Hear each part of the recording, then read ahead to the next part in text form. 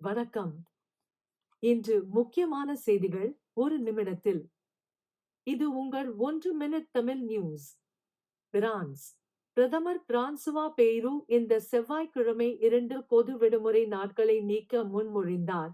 மே 8 மற்றும் ஈஸ்டர் திங்கள். அவரை பொறுத்தவரை இது மாநிலத்திற்கு பல பில்லியன் யூரோக்களை உருவாக்கும் மற்றும் பிரான்சில் பொது பற்றாக்குறையை குறைக்கும். பிரான்ஸ் 2027ஆம் ஆண்டுக்குள் பிரெஞ்சு பாதுகாப்பு பட்ஜெட்டை இரட்டிப்பாக்க இம்மானுவேல் மக்ரோன் திட்டமிட்டுள்ளார். இது ஆண்டுக்கு கூடுதலாக 3.5 பில்லியன். பட்ஜெட் சிக்கன நோக்கங்களை மதிக்கும் அதே வேளையில் உலகளாவிய புவிசார் அரசியலுக்கான ஒரு பதில்.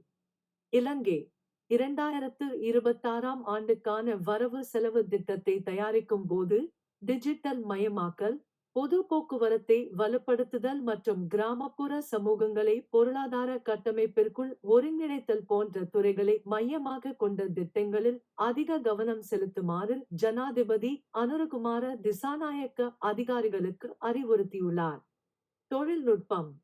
இன்று ஐரோப்பிய ஒன்றியம் அலசுபவர்களால் பிரான்ஸ், எஸ்பாக்னே, இத்தாலி, டென்மார்க், கிரீஸ் அக்கினப்படி குழந்தைகளின் சோஷியல் மீடியா பயன்பாட்டுக்கான வயதடையாளம் சேவை ஆப் ஒன்றை கட்டமைக்க தொடங்கியுள்ளது.